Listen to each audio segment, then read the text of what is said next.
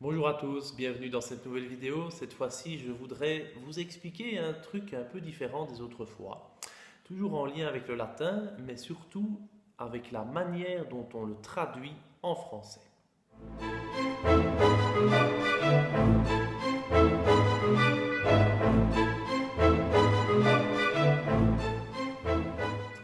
Quand on apprend du latin, il y a une chose qu'on apprend tout au début, c'est le nom des cas. Le latin est une langue à déclinaison. Il y a donc des cas dans cette langue-là.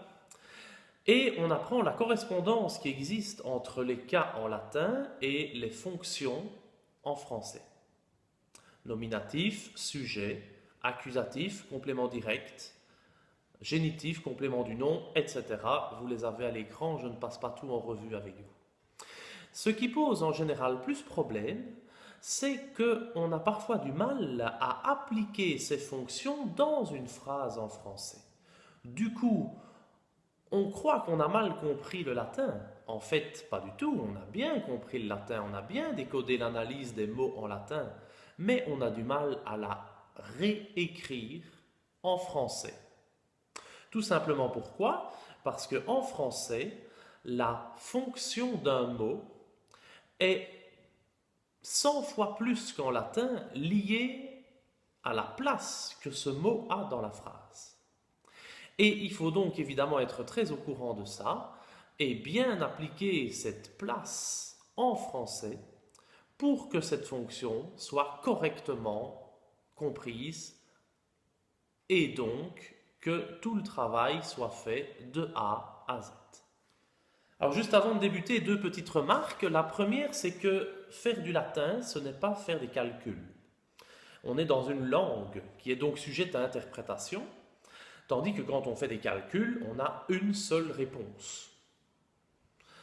En latin, en français et dans une langue en général, on peut avoir plusieurs manières d'exprimer la même idée. Et donc, s'il y a une logique à appliquer, automatiquement, il y aura toujours quelques dérogations par-ci par-là à certains moments.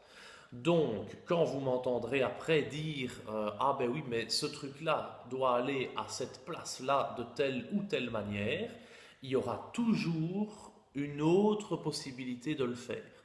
Et c'est pour ça que je n'utilise jamais le mot toujours ou bien le mot à 100%. Je dis 90%, c'est un chiffre en l'air, mais c'est pour ne pas dire dans tous les cas, et souvent plutôt que toujours. Alors deuxième petite remarque, puisque on est dans l'idée de traduire du latin, les articles, les déterminants articles, les possessifs et les démonstratifs, je n'en tiens pas compte dans mon explication. En latin, les articles n'existent pas. Les possessifs et les démonstratifs existent, mais quand ce sont des déterminants, ils sont toujours accrochés au nom avec lequel ils s'accordent. Et donc, je les englobe ici dans mon explication avec les noms auxquels ils se rapportent. Alors, je vais prendre la liste des fonctions dans l'ordre des cas en latin, et nous allons donc commencer par le sujet. Ça tombe bien, c'est le plus simple, c'est celui en général qui pose le moins de soucis. En latin, le sujet peut se mettre à différents endroits de la phrase, ça n'a pas énormément d'importance, tant qu'on repère où se trouve la terminaison du nominatif. En français, par contre, on est obligé, ou quasi obligé, de mettre le sujet au début de la phrase. Si on ne le met pas au début de la phrase, il y a de très fortes chances que automatiquement ils prennent une autre fonction. Alors je vous donne une phrase tout de suite. Voilà la phrase une phrase plus ou moins banale. Et vous voyez dans la phrase suivante, mes voisins sont partis en voyage, que le sujet est bien au début de la phrase. Et il doit donc se trouver non seulement au début de la phrase, mais devant le verbe. Si on ne le met pas là, on court de grands risques de ne plus comprendre du tout la phrase en français. Nous voici donc avec la deuxième fonction qui correspond au nominatif. Il s'agit donc de l'attribut du sujet. Vous voyez que l'attribut du sujet ici ne se trouve pas au début de la phrase. Et c'est normal parce qu'un attribut du sujet doit être après le verbe et ce verbe doit être le verbe être.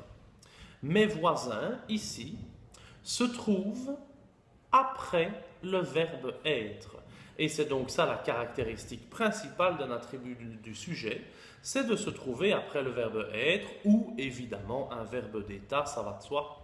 On peut en avoir un autre, c'est parce que dans 90% des cas, c'est quand même le verbe être qui l'emporte. Voici maintenant une fonction un peu moins usitée en français et qui s'appelle apostrophe.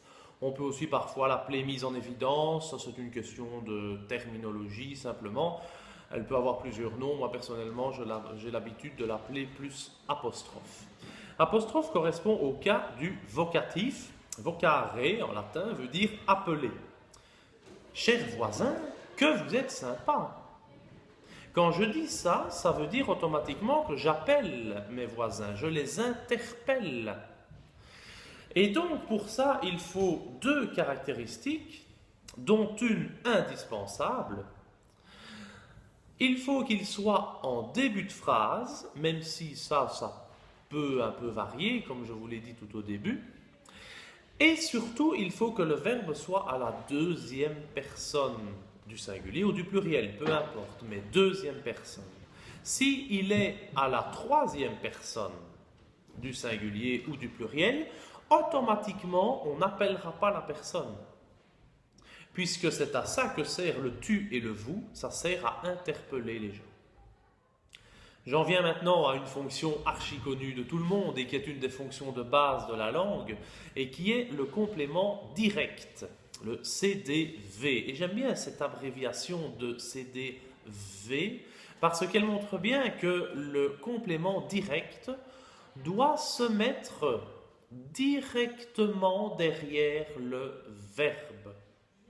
Voyez la petite phrase que vous avez devant vous, là, j'ai de mes voisins.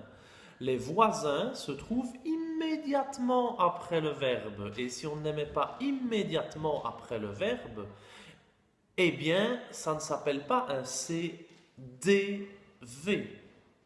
Parce que le mot direct, il faut bien le comprendre, il est là pour nous faire saisir que quand nous écrivons un CDV en français, parce que nous avons vu un accusatif en latin, nous devons mettre le mot en question directement après le verbe. Et si on ne le met pas directement après, c'est-à-dire si on intercale quelque chose entre le verbe et lui, automatiquement nous n'aurons plus de CDV.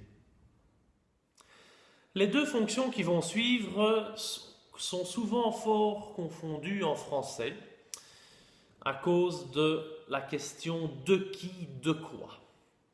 Alors je commence par le complément du nom, puisque c'est la fonction qui correspond au génitif, et c'est celui-là qui vient dans l'ordre classique des cas en latin. Dans la phrase suivante, le lierre grimpe sur le mur des voisins. J'aurais pu mettre de mes voisins, ça n'aurait rien changé à la fonction.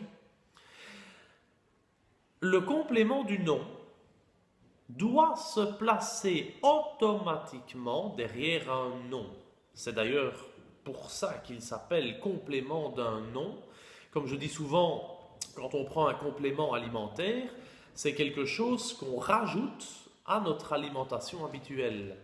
Eh bien, un complément du nom, c'est quelque chose qu'on rajoute derrière un nom. Il faut donc, par conséquent, qu'il y ait un nom devant. Sinon, forcément, ça ne peut pas fonctionner. Mais ce n'est pas tout.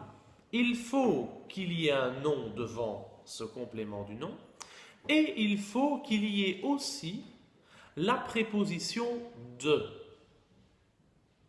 ou une petite variante. Parce qu'évidemment, on peut mettre du qui équivaut à de le, qu'on ne dit pas en français, ou bien des quand c'est au pluriel, etc. Mais il faut ce des. Et il faut absolument la combinaison des deux. Il faut la combinaison du des et du nom devant.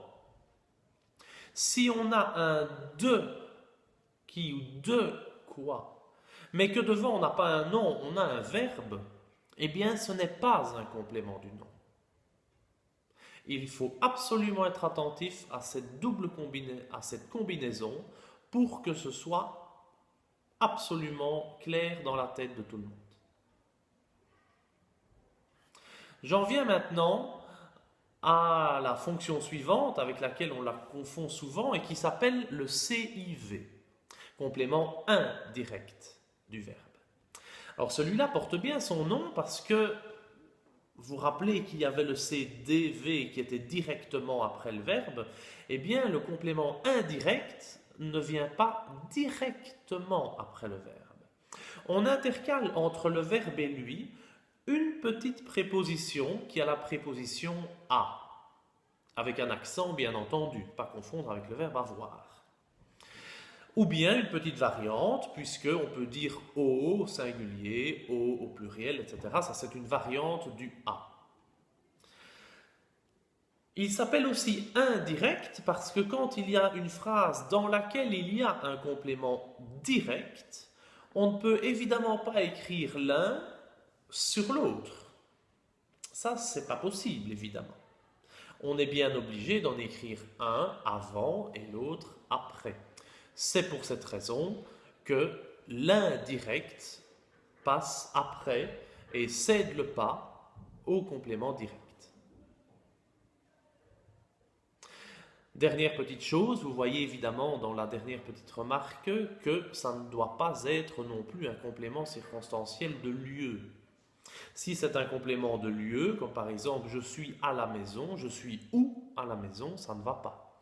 Donc c'est en général cette fonction-là qui est la plus compliquée parce qu'on peut la confondre avec les autres si on ne respecte pas les trois conditions que je vous ai mises en dessous. Attention à ce que ce ne soit pas un complément de lieu, il faut la préposition à et il faut un verbe devant. S'il n'y a pas ça, on a beaucoup de chances de la confondre avec une autre. J'en viens maintenant au dernier cas en latin qui est l'ablatif et qui correspond en français à ce qu'on appelle les compléments circonstanciels. J'aime bien cette appellation de complément circonstanciel plus que l'appellation complément de phrase, parce que dans circonstanciel, on entend circonstance. Quand je dis on organise une fête chez mes voisins, la circonstance dans laquelle j'utilise les voisins, c'est tout simplement un lieu. C'est une circonstance de lieu. Alors ici, vous savez qu'en français, c'est en général le truc qu'on n'oublie jamais, un complément circonstanciel, ça peut voyager et ça peut se mettre à beaucoup d'endroits différents. C'est pour ça que quand on traduit du latin au français, il faut le laisser en dernier et ne pas commencer par celui-là. Si on commence par celui-là, on aura du mal à mettre les autres après, parce que le complément circonstanciel aura déjà pris une place. Donc laissons-le à la fin, et ce n'est pas pour rien qu'il est à la fin du tableau, c'est très bien comme ça. Comme il n'y a pas de place précise, on pourrait se dire, oh ben, ok, très bien, il n'y a rien à respecter. Eh bien si, il y a quelque chose à respecter. Un complément circonstanciel doit être derrière une préposition. Alors évidemment, il faut être au courant de ce que c'est une préposition. Ce n'est pas un adverbe, ce n'est pas une conjonction de coordination ou de subordination, c'est une préposition. Une préposition, c'est un mot, c'est un mot invariable qui introduit un nom. Il faut que juste derrière la préposition, il y ait un nom, comme par exemple pour. Pour mon chien. Après pour, on met le chien. Ok ? Dans, sur, à côté de, etc. Et cette préposition, elle doit correspondre à la circonstance dont on veut parler.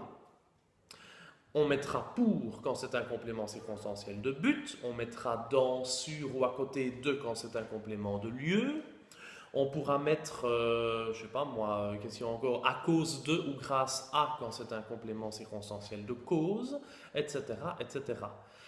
La seule condition, c'est qu'il y ait une préposition devant le nom. S'il n'y en a pas, vous êtes sûr que votre complément circonstanciel en français est mal traduit. C'est garanti sur facture.